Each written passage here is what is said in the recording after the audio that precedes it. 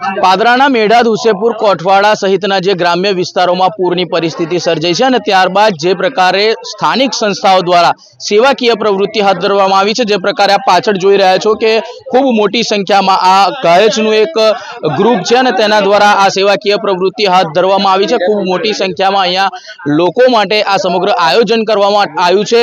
ગઈકાલ રાતથી જે પ્રકારે પૂરની પરિસ્થિતિ સર્જાઈ અને ત્યારબાદ જે લોકોને સ્થળાંતર કરવાની ફરજ પડી અને ત્યારબાદ જે લોકોની પરિસ્થિતિ બગડી હતી, ત્યારબાદ તે લોકોને સ્થળાંતર કરી અને બહાર લાવવામાં આવ્યા હતા। તે તમામ લોકો માટે આ જે સેવાકીય પ્રવૃત્તિ છે તે અલગ અલગ સંસ્થાઓ દ્વારા શરૂ કરવામાં આવી છે।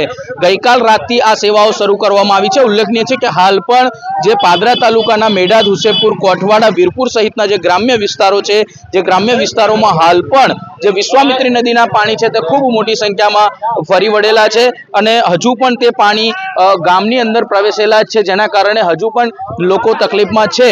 અહીંયા જે સેવાકીય પ્રવૃત્તિના લીડર છે કૃપા પટેલ, કયા પ્રકારનું આખું આયોજન કરવામાં આવ્યું છે, કેટલા લોકો છે?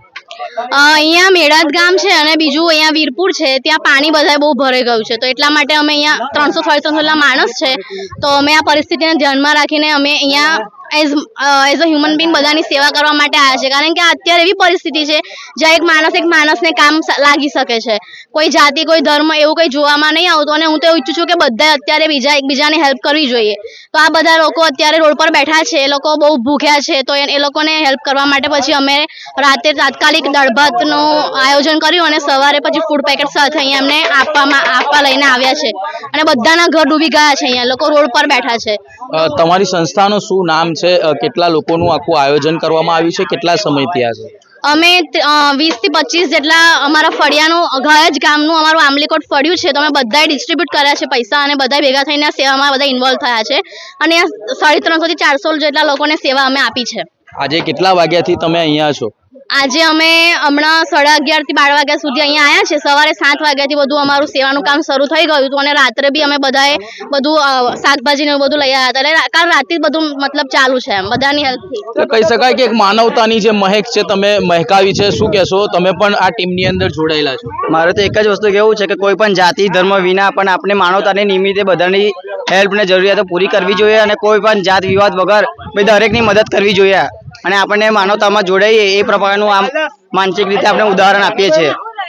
એટલે જોઈ શકાય છે કે જે પ્રકારે લોકો માટે જે સેવાની આખું આયોજન કરવામાં આવ્યું છે, ખૂબ સુંદર આ આયોજન, કારણ કે જે ભોજનની વ્યવસ્થા આ ટીમ દ્વારા કરવામાં આવી છે ને તેના જ કારણે જે ગામમાંથી જે સ્થળાંતર કરીને જે બહાર લોકો પોતાના પશુ સાથે બહાર આવ્યા છે ને તે લોકો માટે આ એક આશીર્વાદ રૂપ બનશે।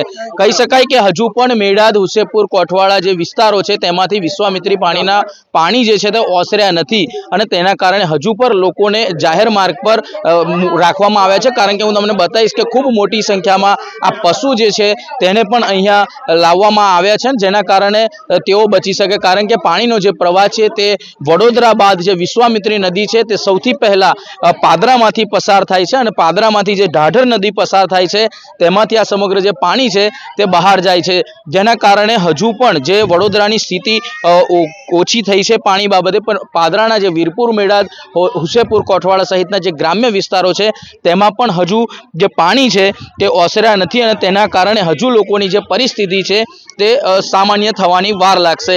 પરંતુ જે પ્રકારે સેવાકીય પ્રવૃત્તિ લોકો દ્વારા હાથ ધરવામાં આવી છે તે ખૂબ સરાહનીય છે અને આ લોકો માટે આશીર્વાદરૂપ બનશે। ધર્મેશ પટેલ, વિવેક પટેલ, પાદરા સમાચાર।